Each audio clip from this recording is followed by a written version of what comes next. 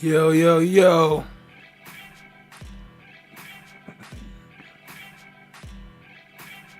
Mic check, 1 2 1 2.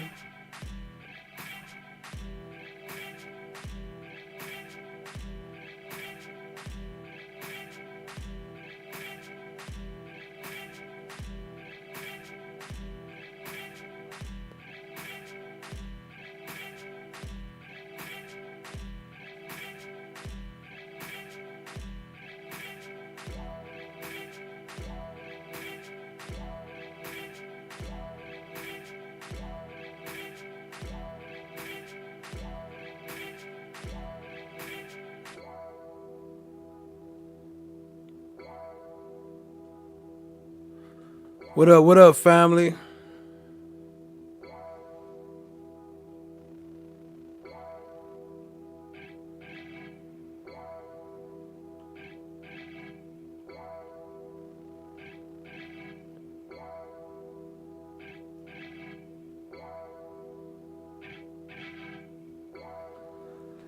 Peace to all the gods and goddesses. Back again with the vibes of the divine. I am the god Shango. Back again with the Woody SLIMEFEST. We gonna get right into it. We gonna start it off back when what happened Friday. Of course, we know he went to jail. So let's see how that came about. This week's goal, well, this video's goal is 200 subscribers. So let's help me get there, family. I appreciate y'all helping me hit my last goal. We did that. We made it to 100. Made it to 100. Let's see if we can get it up to 2. I appreciate y'all one more again. Let's get into it.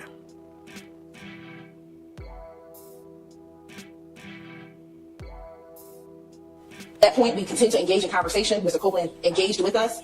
On Monday, we reached out to Mr. Copeland to see if he wanted to come down and do witness prep. We did not meet on Monday. On Tuesday, we thought that he was going to get calls. He came down here. We spoke. He asked us questions. We answered his questions, and we moved forward. At no time during any of those conversations that we had with Mr. Copeland that he advised that he wanted his attorney there. We would have obliged that, but I believe that we were having good conversation as he's a witness in our case.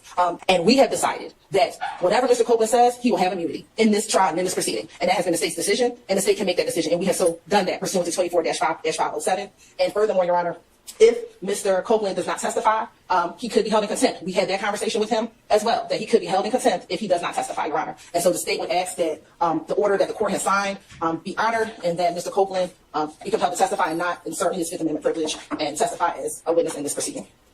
So, Mr. Malley, here's the thing. Your client can certainly advance his Fifth Amendment privilege against self-incrimination. I have signed the order under 24-5-507. The potential second and third order effects that could occur depending upon his decision. I have, Judge. Okay. All right.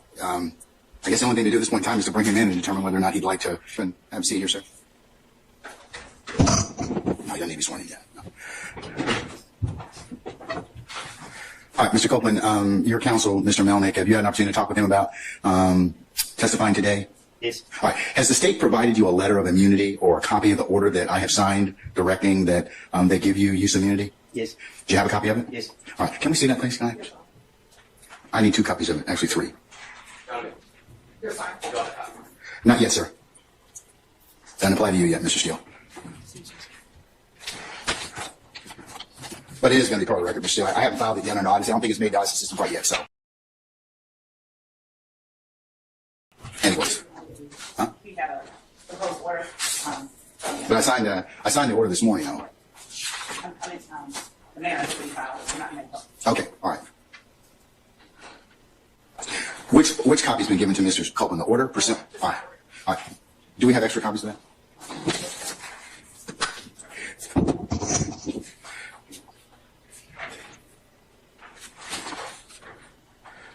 All right, Mr. Copeland, I'm going to mark this as a next course exhibit in order, okay? Mr. Copeland, can you take a look at that order for me, please, sir?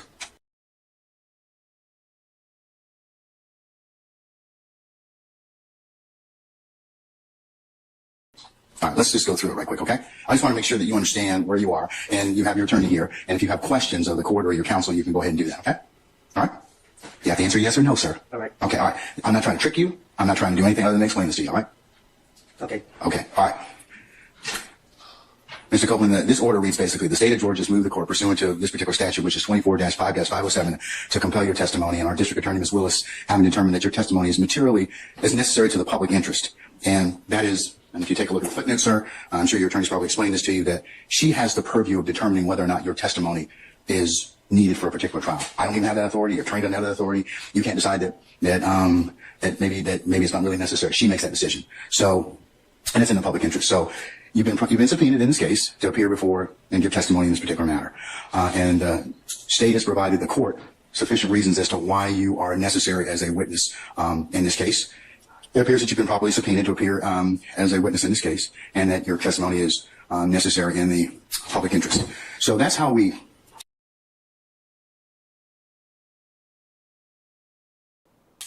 That's how they set you up. Due process gets you to come to court. I mean, you were noticed as a witness. They've identified you as a witness. They determined that your testimony is needed.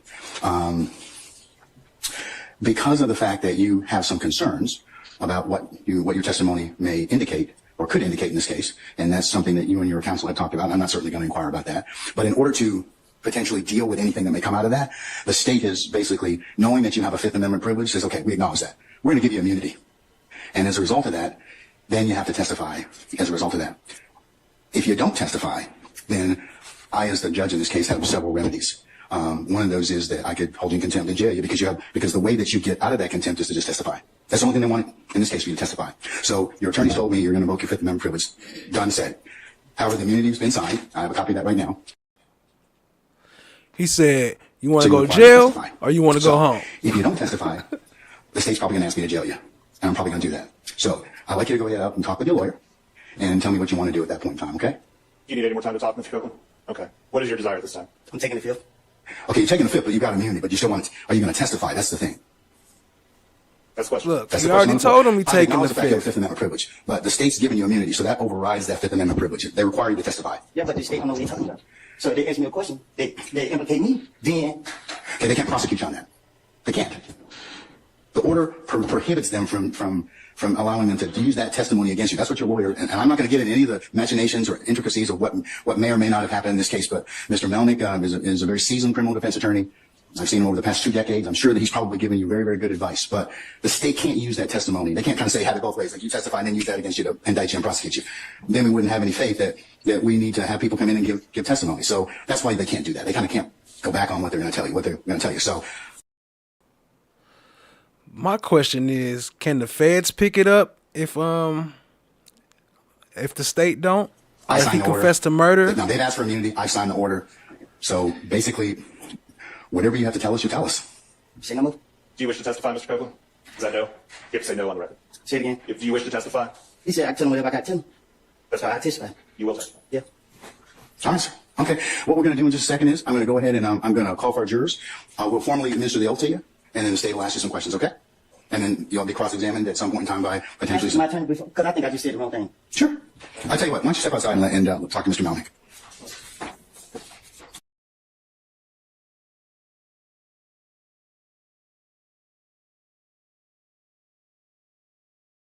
The police are on the scene of a triple shooting. Neighbors in Atlanta's Castleberry Hill neighborhood heard the gunfire around 7:30 Saturday night. A teenager and a man in his 20s were both shot in the leg. The third, 26-year-old Donovan Thomas, was critical. And a significant injury and a shot in the upper torso area. He was with the surgery. Thomas died at the hospital. Homicide detected.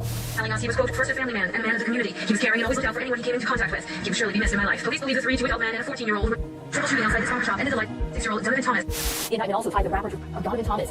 This is from court of young dog in a blue jumpsuit. January 10th, 2015. A terrible tragedy was about to shake the streets of Atlanta. One of the most respected figures of the underworld would lose his life in a brazen attack fueled by gang rivalry. His name, Donovan Thomas, better known to those with gang ties as Big Nut, also known as OG Nut or Peanut. January 5th, 2015. Gang rivalry overflowed into a collision between 2 camps that began the clock ticking down to Big Nut's ultimate demise that would take place just 5 days later. The 2 gangs in question were the Inglewood family, known shortly as IF, and Young Slime Life, known shortly as YSL. Donovan Thomas, also known as Big Nut, was rumored to be a high-ranking member of the Inglewood family street gang, while famous A-list rapper Jeffrey Williams, also known as Young Thug, is labeled to be one of the founding members of the YSL gang. On that day, January 5th, IF gang member Kelvin Watts attempted to rob YSL gang member Kenneth Copeland at Club Crucial. Atlanta Police Department gang unit investigators at the time believed what was widely speculated, that this altercation at the club incited the beef that boiled over days later, ending the life of Big Nut on January 10th, 2015. Big Nut was oblivious to the timer ticking down on his life. In fact, who many considered a figurehead throughout the city of Atlanta, had a friend and rapper he was at the time pushing to the world. His name was Rayshawn Bennett, known to the hip-hop community as YFN Lucci. From the crew, Young Fly, N-word. That down, man. Get ready to get rolled over, man. This is your neck, man. You know it. Sadly, Big Nut's enemies were in the shadows, plotting on ending his life. Aside from the altercation between the two camps, tension was growing, and there's still high speculation that other events were at play that ended in a price being placed on Nut's head. On one theory, it was rumored Nut broke the sacred code of ethics in the gang culture and was talking to law enforcement about his rivals, YSL, affiliates of Money Murder Gang. On the other end was a financial motive that police documents revealed could have added more fuel to the already blazing fire between the two camps. At the time, Peanut was the manager of the rapper DeQuantis Lamar, better known as Rich Homie Quan. Documents go on to state that YSL co-founder Young Thug was requesting a collaboration with the rapper, but not only did Rich Homie Quan and Peanut not approve, but Peanut took a stand against it when Young Thug and his YSL affiliates tried to use intimidation and fool to change his mind. It was at that moment Peanut understood the gravity of who he was facing, and as recounted by family members, he became fearful that his life would be targeted. His fears were right. On January 3rd, 2015, 7 days before his demise, YSL member Young Thug and Demekion Carlington, also known as D, or Sarfax, sent a chilling message of things to come. On D's Instagram account, both were seen in a picture with the caption reading, "We ain't going back and forth." It was already decided by YSL that the time for talking was over, and action was the next required step. January 7th, 3 days before Peanut's assassination, the transport to do the crime was rented by Young Thug, a 2014 silver Infiniti Q50 sedan from Hertz Rent-A-Car. The days were counting down, and so was the lifespan of Donovan Thomas, also known as Peanut. Hours away from losing his life, Young Thug and his YSL associates put a plan into motion. January 10th, 2015, Jeffrey Williams, aka Young Thug, was in the Infiniti he rented just a few days earlier when he spotted Thomas standing outside of a barbershop on 330 McDaniel Street in Atlanta. Thug was also with Garlington, aka D, Shannon Jackson, aka Shannon Stillwell, aka SB, Demonte Kendrick, aka Yak Gotti, Demise McMullen, aka Nard, and Justin Cobb, aka Doo-Wop.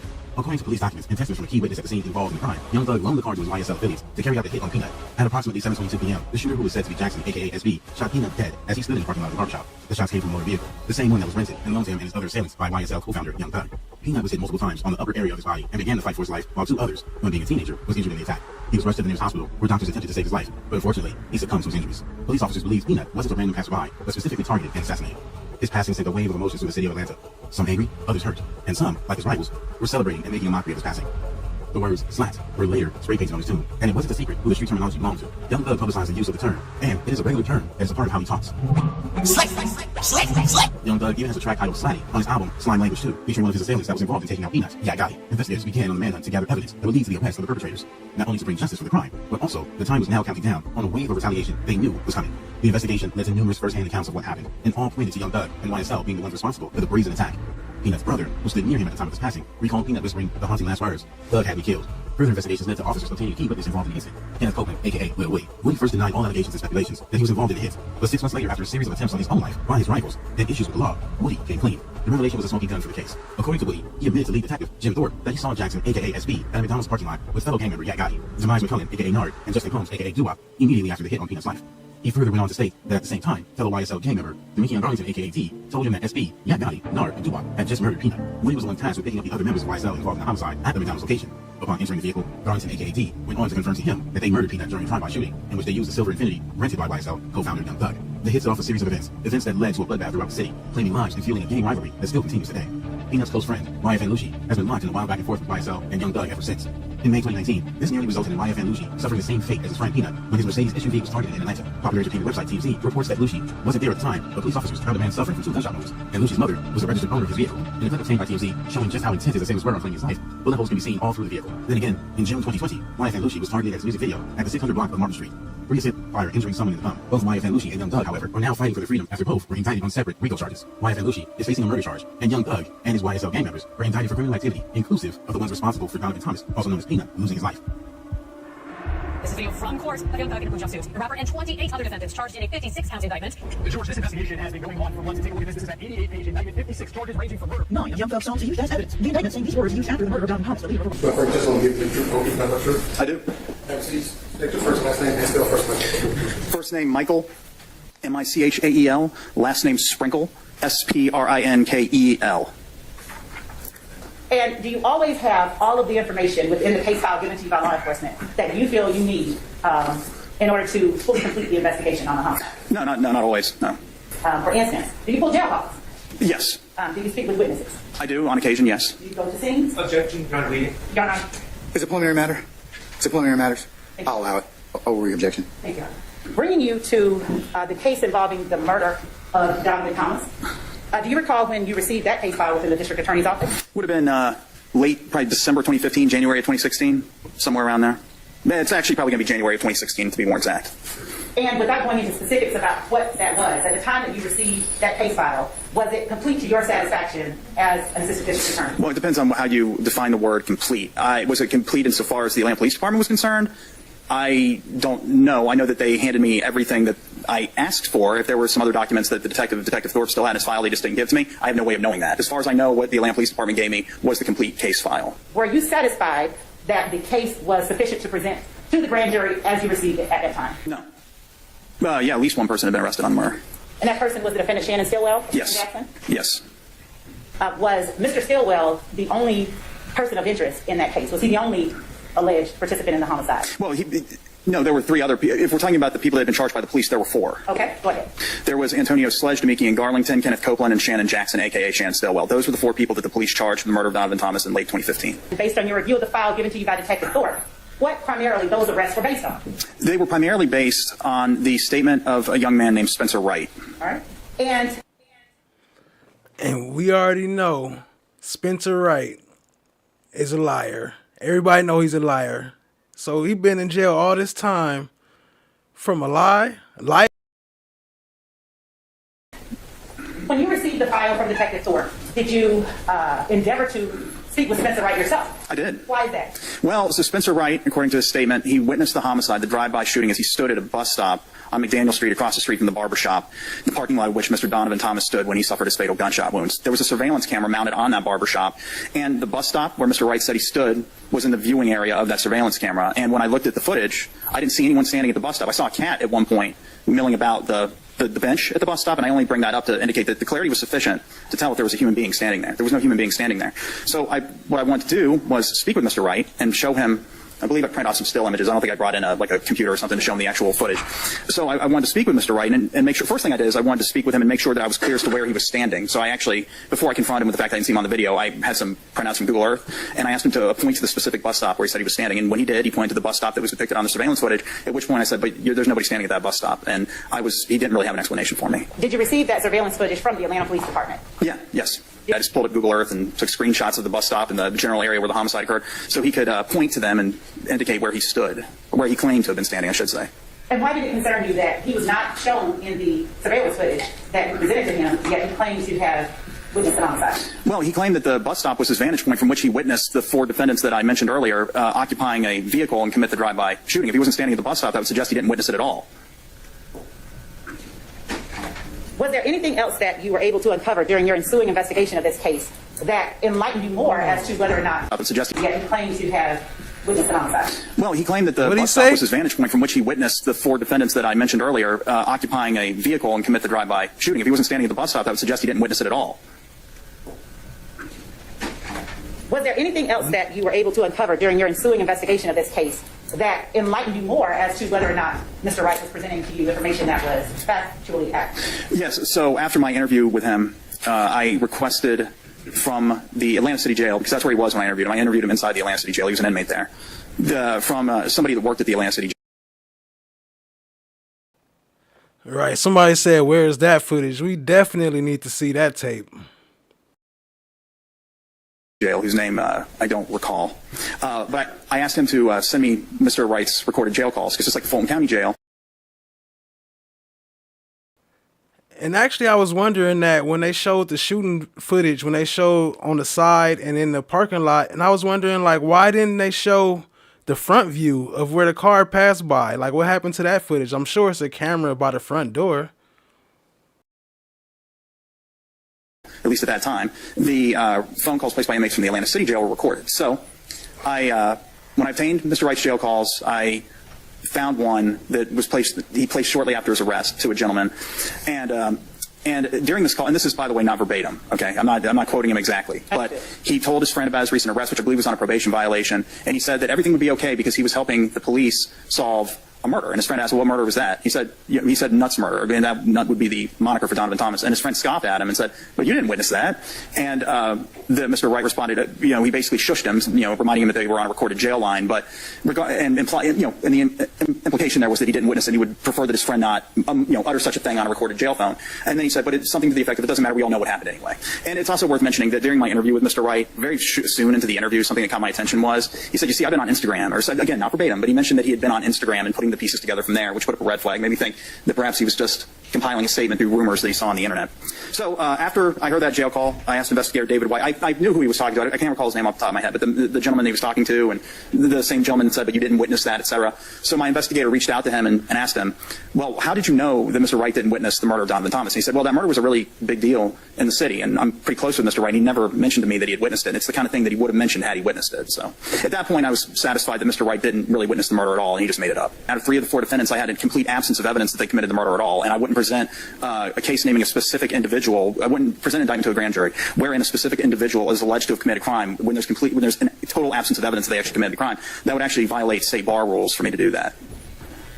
Your Honor, the reason that I asked about it being a high-profile case is to sort of lay the groundwork for the fact that the office did not seek to not investigate or to not make sure that we got the case right.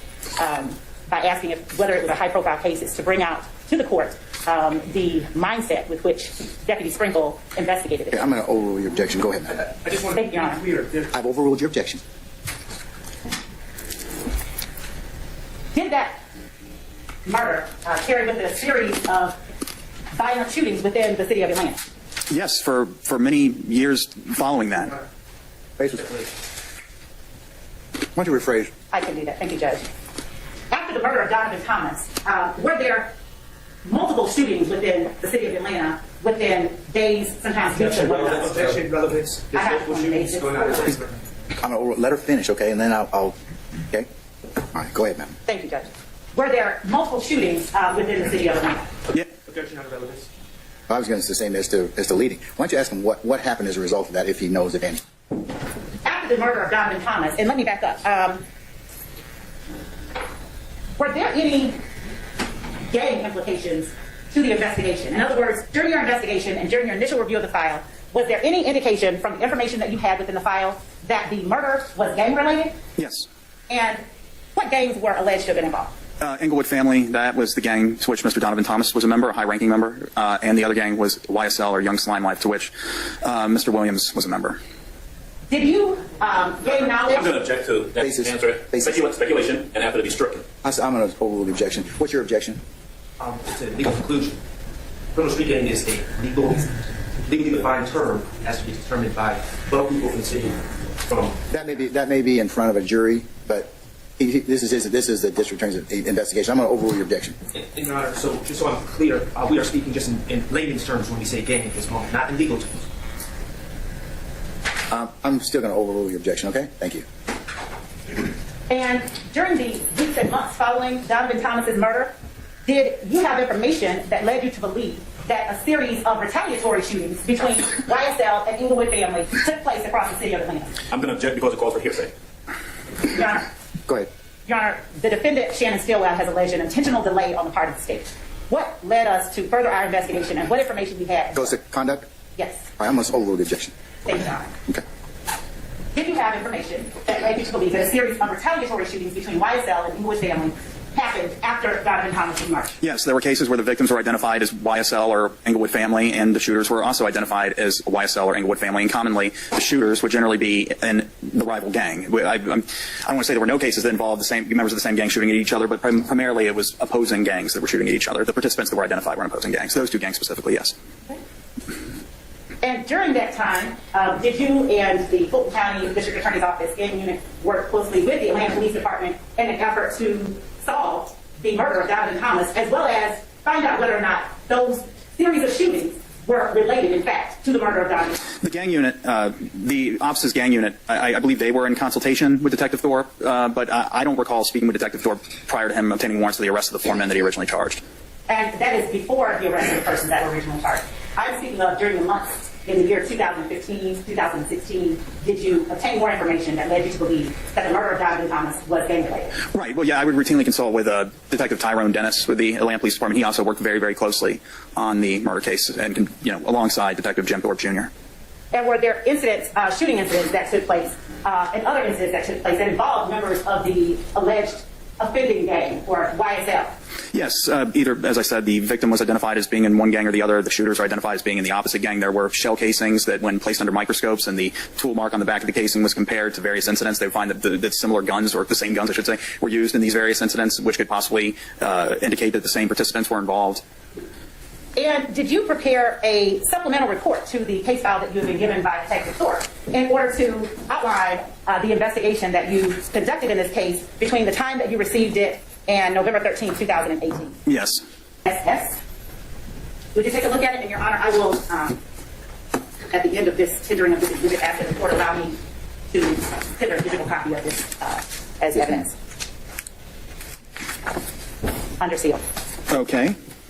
Yes, I've looked at State's Exhibit 11. Does State's Exhibit 11 contain the supplemental report that you prepared outlining and detailing the investigation that you conducted up until November 13th of 2018? It does, but as you can see, I brought a copy of my report to the stand with me anyway, and it looks like there may be a page missing from this one because my report has a page only has about 2 sentences on it, but so this may be a page short, basically. And if you don't use Scooby Child, please you provide a copy of the report that he. Oh, never mind. There it is. Yeah. Okay. If it was, or After you just testify that physical sentences, so we just appreciate you get a copy of whatever he's actually doing. he would be entitled to, he would be required to update that particular as part of continuing discovery. So to the extent, Ms. Love, you have not done that, go ahead and do so, okay? Thank you, Your Honor. Okay. Deputy Springle, would you please clarify for the court whether or not the page you were referencing is contained within State's Exhibit 11? It is. You just turn the page over. It turns out I guess it was facing the wrong way. So no, that's my full report. Thank you. Your Honor, the State tender State's Exhibit 11, and with this court's permission, I would like to enter evidence digitally under seal. Okay. So, Brandon, Your Honor, I object. And Your Honor, basis? Is this part of the order that I entered before? No, it's not. Why do you want to enter it under seal, madam? only because it contains information, personal information about witnesses. The defense has been provided. So it looks like all the from that document, all the pages was printed one way, but then it's one page that's on the back. So then if you scan it and send somebody a scanned copy, they could say, "Oh, we didn't send you the last page because it was on the back and we forgot to flip it over and hide that information."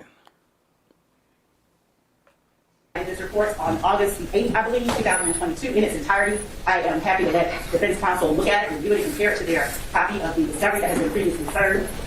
Okay. My issue is not with under seal per se. But I'm going to seal it then, okay? No, it's not. My issue is admitting we're having a. Well, okay. No, but you've made it an issue for the purposes of your speedy trial demand. Right. So they're introducing as part of what they, if I understand it, given the factors, is that what they did and the reason for the delay. Is that what you're doing, Ms. Love? Yes. So I mean, so that's why they're introducing it for that limited purpose. So. With all due respect, Your Honor, he can testify to what he did. He just did, but in terms of if the case was up on appeal, then of course the appellate court will have an opportunity to take a look at it. For the record, I'd just like to say that there's a lot more in that report than what he's testified to through live testimony, and we are objecting to conducting this hearing through proffer, which is essentially what we're doing. Well, you got live testimony because you haven't even examined Mr. Sprinkle yet, so you certainly will be able to do that. But I'm going to admit it and seal it over your objection to States 11, okay? Yep. And you'll be able to get with Ms. Love and her colleagues and take a look at it, the original, the discovery that you were provided back in August in relation to this particular document, and the state will need to, of course, disclose or let you give you that particular evidence, anything discovery they haven't done so far, okay? And we will be able to cross-examine Mr. Sprinkle on all of the contents of that document that's being admitted as evidence. Is what I want to make sure we're able to do.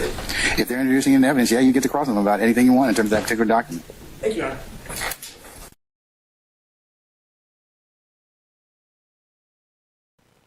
Baby, can y'all please get an ambulance here? This man is dying. He just took his last breath, man. And now to a developing story this morning. The search is on for the person who shot 3 people, including a 14-year-old. One man died. And 26-year-old Donovan Thomas was in the most serious condition, and the medical examiner's office confirmed. I want to see when Sprinkle get on the stand, because he gonna say that oh boy wasn't at the bus stop, so that's gonna tear up their whole lie. That's what started the whole thing that got Woody arrested in the first place, and then he lied and said that it was Shannon. Crazy. He did not survive. Neighbors in Atlanta's Castleberry Hill neighborhood heard the gunfire around 7:30 Saturday night. Heard like something like a semi-automatic. Crime comes to your office now. The gang-related. Gang-related. But a terrible trend of retaliation in which anyone can become collateral damage. Breaking news from overnight. A teen is injured after someone fired nearly 24 shots during a music video shoot. It happened last night at the Martin Street Plaza Apartments in Southeast Atlanta. We're told the rapper YSL Lucci was on scene shooting a music video when shots were fired at his Bentley. Atlanta police hope surveillance video will find the person who shot and killed a 31-year-old mother at a bowling alley. Family members say that she shared a son with rapper Young Thug. Hey, yo, squad, what's the drill? Back with another video, man. You know this video has been widely requested given that the Fulton County, Georgia District Attorney Fonnie Willis has been on a hunt for gang members, and that's been having the rappers in a chokehold with Ricos left and right. I have a message today that you will hear repeated time and time again. If you thought Fulton was a good county to bring your crime to bring your to, you are wrong, and you are going to suffer consequences. The dark truth about these Ricos is that the bloodshed in Atlanta is out of hand, and one gang feud in particular is said to have resulted in the ops going on a rampage, spinning the block over the hit of the OG Big Nut. 30+ op packs was in the air, and 2 rappers, YSL and Lucci, and Young Thug is at the center of it all. The retaliation for Peanut had dudes stepping like the Jackson 5. So without further ado, let's skip the play and get down to business. January 10th, 2015, respected big homie Donovan Thomas, aka Peanut, lost his life at the hands of his ops. He was well connected to the streets, and according to law enforcement, was a big dog in the Inglewood family gang set. The scene with that movie, Independent Gang, tell me what's going on. Man, you got me that Independent Gang going through, get pregnant in that bitch, man. I know you bum on blood, you know what I mean? She Inglewood way blood, straight like that. Peanut was caught lacking outside of a barbershop on 330 McDaniel Street in Atlanta. A 2014 silver Infiniti Q50 sedan drove by and bullets rained down on Peanut, hitting him in his upper body. By the time the paramedics got to him in the hospital and tried to save his life, he was too far gone and he passed away. The third, 26-year-old Donovan Thomas was critical. Had a significant injury. We had at least multiple gunshots in the upper torso area. He was rushed to surgery. Thomas died at the hospital. Homicide detectives looked for bullet holes. Court documents exposed that Peanut's brother was there when he took his last breath, and he revealed the last words being, "Thug had me killed." Not only this, some gang members who carried out the hit folded and started snitching to the feds. They told everything, even down to the rapper Young Thug renting the car used in the hit. Kenneth Copeland, aka Lil Woody, was singing like Tweety Bird. All fingers pointed to the alleged gang Young Slime Life also being responsible for Peanut's passing, with gang co-founder Young Thug being the head, and the feds also believed the same. That was the spark that lit the fuse, and hell was about to rain down on the streets. Retaliation was a must, and the community, feds, and gang members on both sides knew what was coming. The get back was swift. First in line on Inglewood family's list was the YSL member they blamed for Peanut being targeted, Lil Woody. On January 5th, Inglewood family gang member Kelvin Watts assaulted and attempted to rob YSL member Kenneth Copeland at Club Crucial. Atlanta Police Department gang unit investigators pinpointed this as what led to the YSL retaliation, taking the life of Peanut. So an eye for an eye, Lil Woody had to go. Not even a day after Peanut was murked, the ops walked down on Woody. In fact, the same night, retaliation was the motive when the parents of Woody's girl's house was wet up. What's crazier is that the ops didn't stop there, with the Inglewood family member sliding again just hours later. This time targeted his brother's crib. They got the wrong house and instead hit up his bro's neighbor's house before realizing they targeted the wrong house, and again slid hitting up the brother's spot. They were ruthless, but this goes to show just how much respect and weight Peanut had in the city. Investigators listed a number of retaliatory shootings between the two gangs, up to 26, but that number was only to rise even further. Woody's family was feeling the pressure, but Woody had his coming. 6 weeks after Peanut was murked on February 19th, Woody exited his baby mom's crib with a car seat for his little girl. His street senses kicked in and he spotted a suspicious whip in the distance. Putting the baby in the car, he kept alert, and that hood instinct saved his life because the car pulled up and the glass lowered and the barrel of an assault rifle poked out, and Woody recognized the trigger man as Mr. Fleetwood. Woody pulled out his .40 caliber Glock and ducked down before hearing a shot let off. Woody returned fire, then grabbed his daughter from the car to the safety of the house. At that point, Woody knew he had to stand on business and came out busting, causing the ops to swerve off, crashing into a house further up the block. Woody was picked up by cops on probation violation the following day, and that's where he told authorities that he recognized someone named Tay in the vehicle, and told investigators, although he doesn't know his real name, Tay has a brother who goes by Javante Fleetwood, aka Woo, and is a well-known blood member. Authorities tracked down who they believed to be the shooter, Woo's brother, Delevante Fleetwood, and in the picture lineup, Woody clearly pointed him out. In a picture with the information of Woody's interview with investigators, a piece of information showed a woman calling officers and advising she just spoke with her man Franklin. He told her he was driving her car when a random roadman opened fire, causing him to crash the whip, so he dipped and left it at the scene. Social media, the detective's most powerful tool against gangsters today, connected Tate to Nut with a long-lived King Nut pic and the words on his profile saying Nut life or no life. If that was the end of the back and forth and retaliation, it would have been a blessing to everyone involved, but the streets and vengeance go hand in hand, and it never stops. While cops scrambled to get a hold of the crimes, more family members and gang members were under fire. YSL member and shooter in the Peanut shooting, Shannon Jackson, aka SB, was about to experience what get back felt like by the ops. September 2015, on a late Friday, 25-year-old Tiara Jones finished working earlier than normal. She picked up her homegirl Shakoya Duncan and her man SB, and they made a food run to JJ Fish and Chicken on Pryor Street, Atlanta. This is where SB got into an altercation with a dude that was allegedly spitting game on his shorty. Angry at her for speaking with the dude, they dipped, but they were on his head. Jones's SUV was followed and numerous shots were fired. Shakoya ducked when she heard shots, but Tiara wasn't so lucky. Out of the 3 people in the SUV, only one was hit, Tiara Jones. She received a headshot to the face as she drove off on Milton Avenue near Hank Aaron Drive and Turner Field. According to police reports and witnesses' statements, the SUV crashed and overturned pending Sequoia and SB. Both were pulled from the wreckage and taken to Grady Memorial Hospital for treatment. Unfortunately, Jones passed away at the scene. Family members were told the news by reporters that SB was in an altercation with the hitters before he was even picked up, and they were following him all along with the intent to end SB's life. Someone shot her after she took a friend to pick up her boyfriend. That's where the issue, I guess, occurred. He was, from what we heard, or no, he was in an altercation prior to them picking him up. And as they were exiting or leaving the complex or the area, they were followed and gunned down. If that wasn't enough evidence it was connected to Peanut's hit, SB would later be picked up in connection to the homicide of Nut, where he then gave details to investigators on who tried to take his life. Want to guess who set the man up? Yup, Inglewood family affiliates. A picture of a later interview between SB and investigators showed him listing the nicknames of the IF gang members as Shell, Kale, Smoke, and Merrill. He was aware of this information before, but was scared of snitching any further stood fearful they might retaliate on the family, especially grandmoms. And behind bars, it was hell. SB was like a human dartboard for the ops. But instead of darts, they were poking bro up with shanks. Fearful for his life, SB was desperate to have his bond reduced to be able to return to outside. The retaliations were only to get worse because YSL had a nemesis whose villain arc progressed to the loss of Nut. To rapper and IF affiliate YFN Lucci, Peanut was like a mentor and a brother. You know, I lost one of my homies who really got me on. You know, long live Nut forever.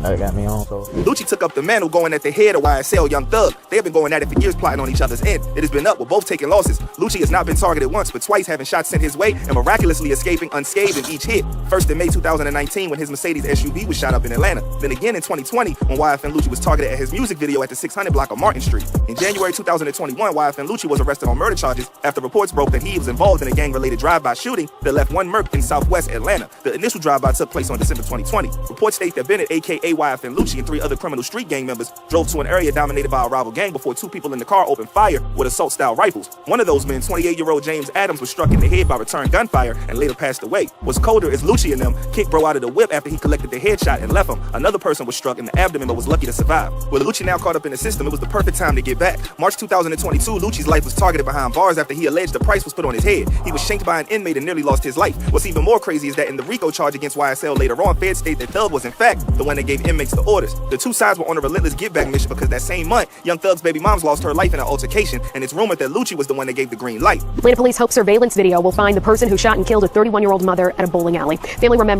members say that she shared a son with rapper Young Thug. But check this out. The identity of the person held and charged for the homicide may have confirmed it to be true. Joshua Fleetwood was held for the crime, but remember that shooter that tried to snatch Lil Woody's life after Nut passed? Yep, same family name, so it holds credibility that Inglewood family was behind it. The city was hot and each side was spinning uncontrollably. And guess who was back out ready to spin again? YSL member SB. Bro was back out and back to the shenanigans, posting a pic to his IG wearing a hoodie with the name Slime with a Spanish caption referring to the tombstone of Donovan Thomas, aka Peanut. He still wanted smoke and made sure he got it. March 2022, police arrested 2 of the 3 suspects they said are responsible for a shooting in southwest Atlanta that left the man murked. Police took Shannon Jackson, aka SB, and Quamarius Nichols into custody. Their charges stem from what police described as a gang-related shooting in the 400 block of Windsor Street. Inglewood family affiliate Shamel Drinks was found wet up multiple times just south of an I-20 overpass in the Mechanicsville neighborhood. SB and them pulled up alongside Drinks' vehicle as he was waiting at a stoplight and fired a barrage of bullets into his car. He passed away at the scene. The men were apprehended after a high-speed chase with cops.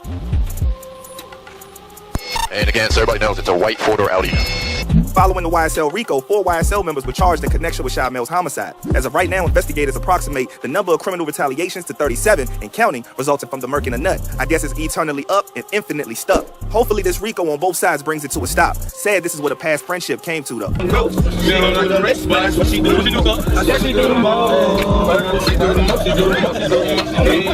Rest in peace to Big Nut, man. Yeah, so what we have in Odyssey is that there was no revocation for 12SC 110195. Ms. Hill, do you have any documentation showing the back of revocation? Well, we don't have access to Odyssey, Your Honor. I mean, that's Where's the date, though? That's fine. That's what I'm trying to find out. You put it, please. So, do you have some documents to rely upon? I see this. The state has shown.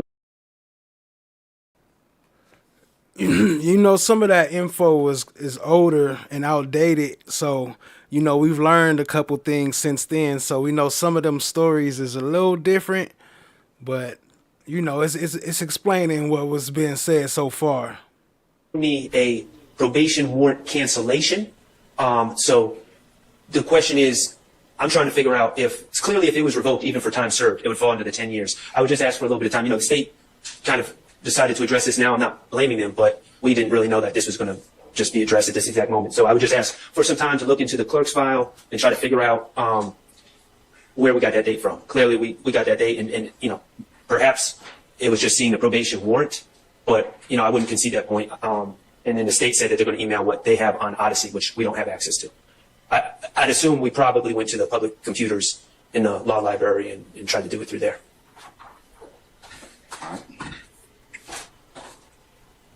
So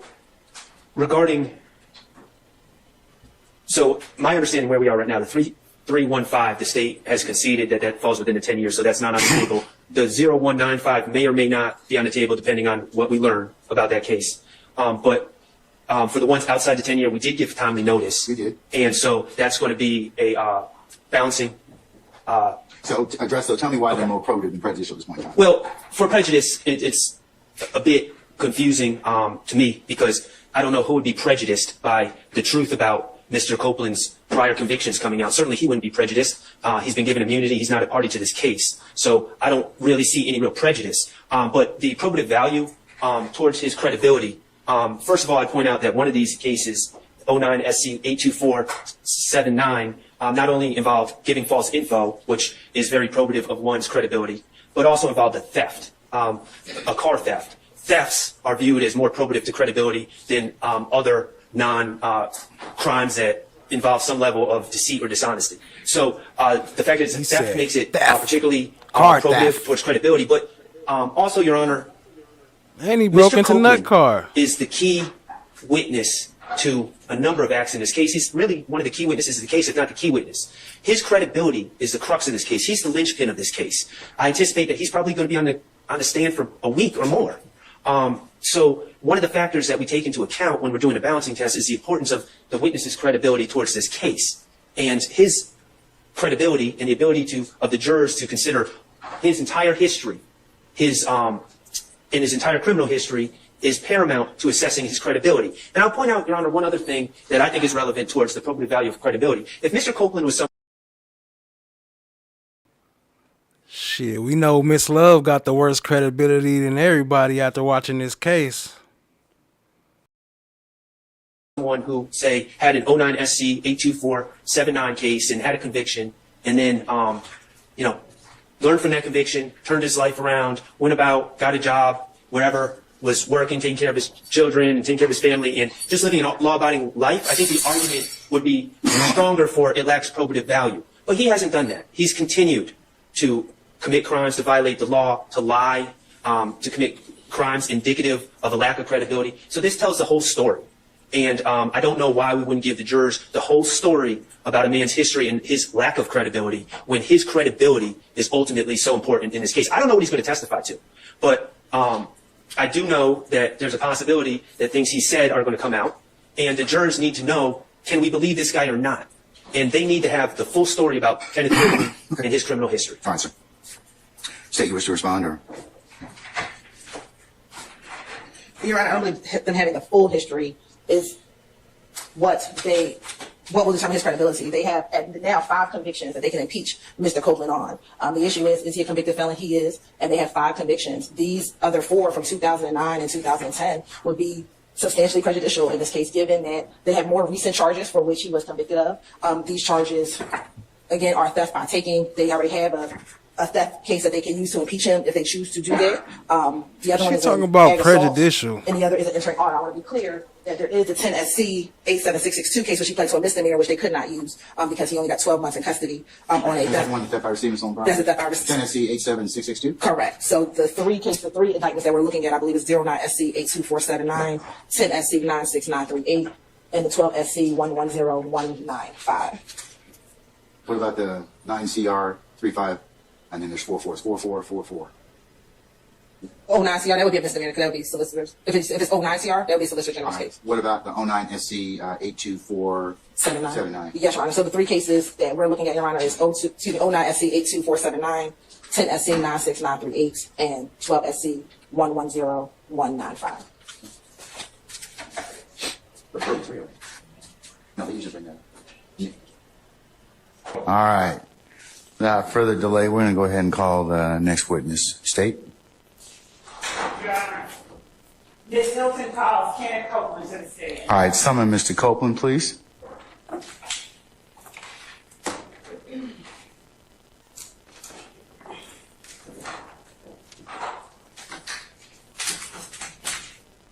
Your Honor, here is facts. Look, she already know. Here it comes. He know too. He shut her up. Like, be quiet. All right, Mr. Copeland, go ahead and approach the witness stand. Before you sit down, if you would turn and face Deputy Hand and be sworn as a witness. You swear affirm the testimony you're about to give reported the truth, the whole truth, nothing but the truth, sir? Yes. Maybe see, you state your first and last name with the spelling of both, please. You say that again? State your first and last name with the spelling of both, please. Kenneth Copeland. Mr. Copeland, do me a favor. Pull your chair up as close as you can to the microphone and speak directly into it so we can all hear you. So if you could state and spell your I'm gonna first show and some last of name that for the record, in-court please. footage. They had all the cops Kenneth around Copeland. already. Spell it, please. KENNETHCOPELAND. Thank you, sir. All right. And Mr. Copeland, good afternoon. Do you want to be here? Ma'am, Do you want to be here? I'm here. Okay. Are you going to let me ask you some questions? Okay. How old are you? Grown. Okay, what does grown mean? I'm an adult. Okay. And when you say you're an adult, what number in years are you?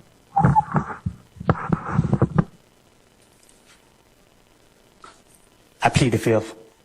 Ladies and gentlemen, can I get you to step outside to your headquarters of jury deliberation, please? From All right, sir.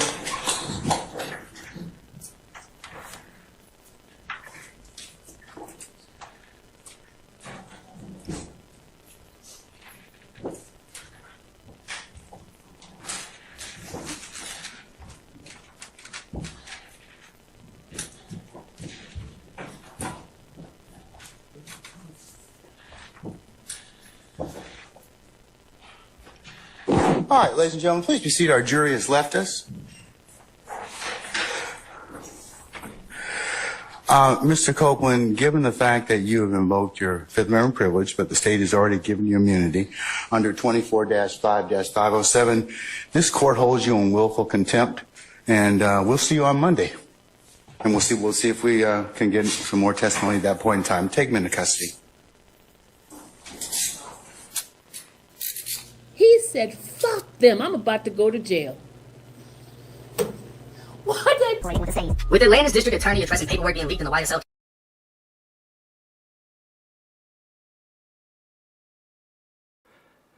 What y'all think about that part? Y'all think the judge already knew? I mean, he been saying it all day that he was going to plead the fifth. Like, how could he not know? It don't make no sense to me. But hey. Case, a wave of realization has spread through social media on the dangers of snitching.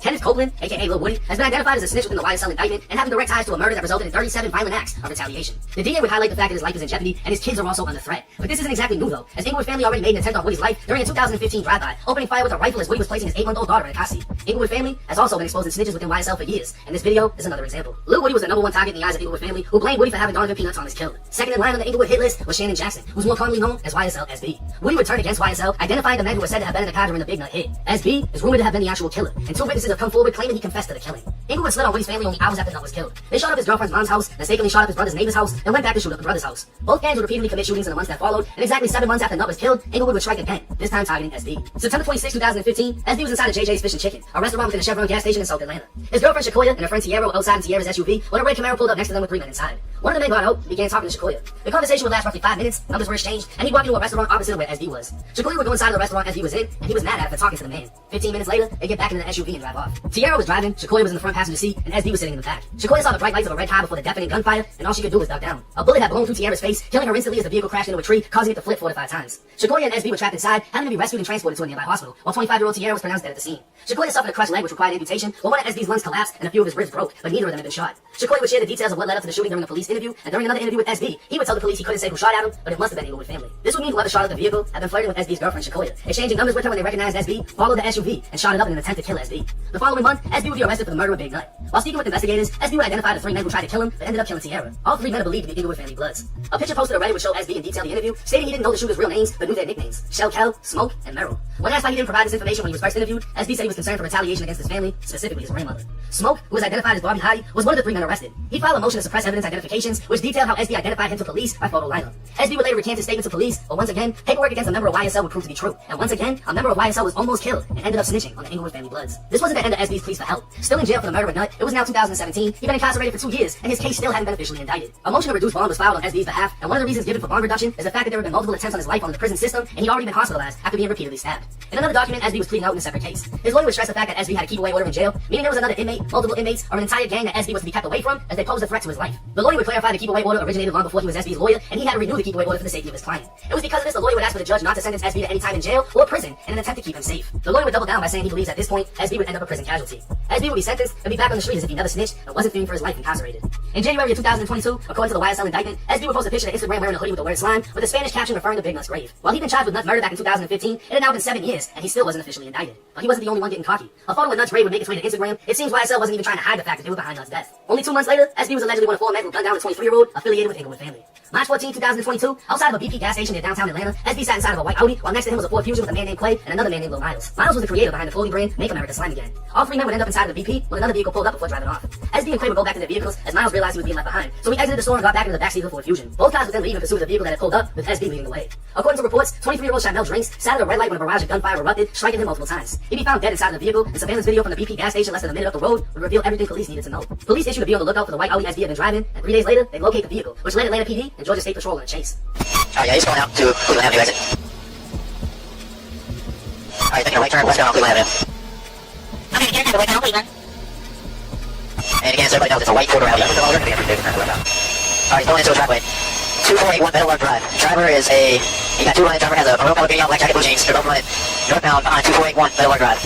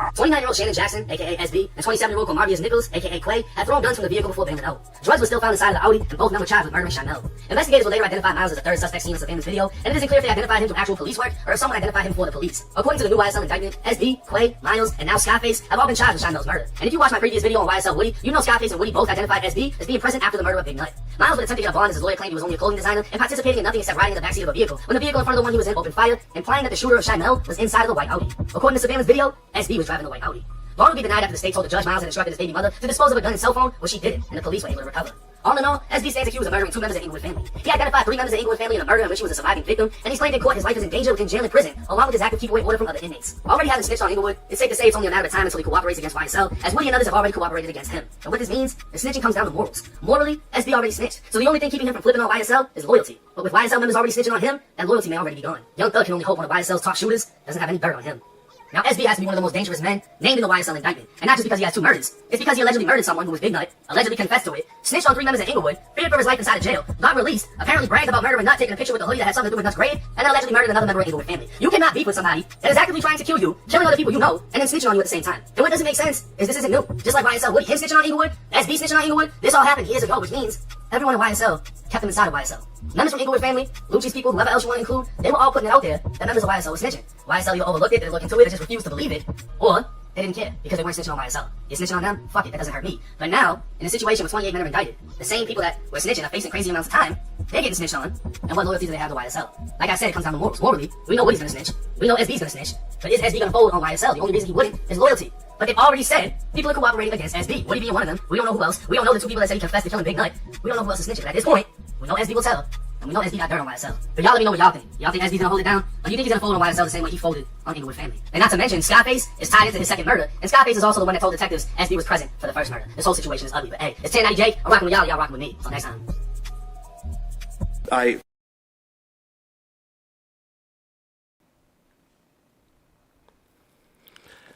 So we don't know if we're gonna see Shannon Stillwell snitching as he was just claiming. Not at least not on this case. But there might be Lil D coming up. I mean, his name is on the witness list, so it's rumors going around that he might be coming up next. I guess we'll see. I, at that point, was consulting with my coworkers and recommending that we pursue an indictment on the murder case, at which point... oh, yeah, by the way, hit that like button. I appreciate if y'all subscribe, man. Help me get up to 200. You know, we building this channel one step at a time, and we need y'all help to do it, so let's get it. Hit that like button, hit that share, hit that subscribe. Appreciate the comments, appreciate y'all tuning in. It's the last little ending. Let's get it. The others determined that a team should be assembled because this case encompassed a lot more than just the murder of Donovan Thomas. So at that point, my case file was handed. But that was the first step, was my investigation into the murder of Donovan Thomas. And then I wasn't working very closely with them. I would of course answer their questions, of which they had many when they had them, but I wasn't in a room working with them on a daily basis. But from what I understood and what we would eventually see when the indictment came out, was they were working on this vast RICO case. And are you aware of a wiretap being used to gain information in furtherance of the investigation of this RICO case that you referenced just now? Yeah, I drafted all the documents associated with it and performed the minimization procedures and reviewed periodically would spot review the work of the monitors. They tried to create the impression that Mr. Sprinkle's the one that called the shots, and he's clearly not. And now that I've asked him about it, and it's clear he didn't, now it's irrelevant. They asked him if he delayed the indictment of Shannon Stillwell. And so, starting in 2020, the decision-making was DA Fine Willis. 2021, yes. 2021. All right. My client, Mr. Stillwell, was charged in 2015, October 2015. Who else did you say was charged at that time? Antonio Sledge, briefly, because his case was dismissed at the preliminary hearing. Okay. Kenneth Copeland, and Demikian Garlington. And that's the same Kenneth Copeland that is on the state's witness list? Yes. What about investigations into Jeffrey Williams? Objection, Your Honor. Relevant. I'm alleging that this has been a strategic decision to withhold the prosecution of Shannon Stillwell, who they claim to have had a case with, or against, a solid case against, since 2015. And I want to know why they waited 8 years to bring this case. Why don't you ask him? Well, I want to know what the objection. Go ahead and go ahead and ask him, please. To your knowledge, how long have you had an investigation ongoing, when I say you, the Fulton County District Attorney's Office, against Jeffrey Williams? For me personally, it would have been around, I want to say April of 2016, when I found out that he rented the car that was utilized in the drive-by shooting. Okay. Don't want to do anything with me? This is YSL Woody, aka Kenneth Copeland. Hey, yo, shot full nigga in the face. Hell yeah.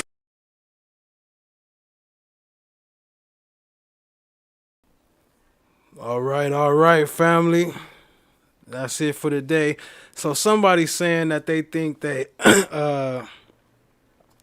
that in the beginning they saw some signaling. I'll check it out. I'll watch that a little later, and I'll post it on another video if I see something. But y'all can see the video, the in-court video. It shows that he was not even paying attention. He wasn't even thinking about the defense. And there wasn't no type of signaling going on or none of that. Woody already knew what he was going to do from the beginning. The judge knew. Everybody knew. So I don't believe none of that. What y'all think? Y'all let me know in the comments. You know what I'm saying? Appreciate y'all tuning in, tapping in. Help me get up to 200 subscribers. I appreciate that. And I'll keep them coming. I'll keep on making these hits for y'all. Putting it together so it's easier to understand, easy to digest. And we going to see tomorrow. We already know that he going to plead the fifth, so we going to see what they going to do to him. I don't know how long they could hold him. I mean, contempt is only 20 days, but Ms.love and them is requesting to hold him to the end of trial, so I guess we'll see. But let me know what y'all think in the comments. Appreciate y'all being here. Hit that like button. Hit that subscribe. See you next time, family.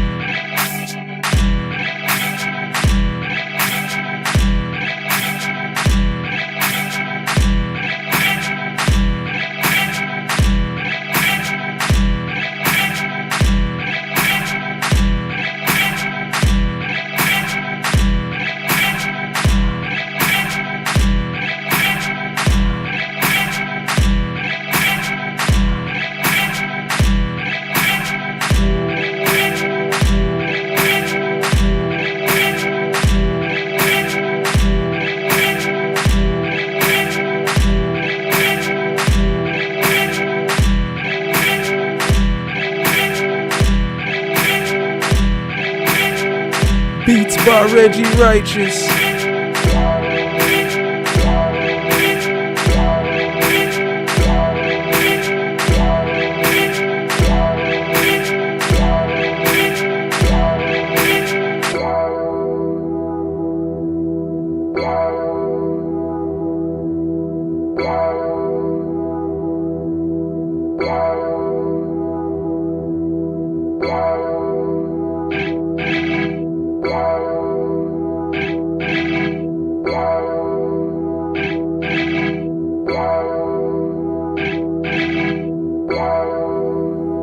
Much love, family. We out.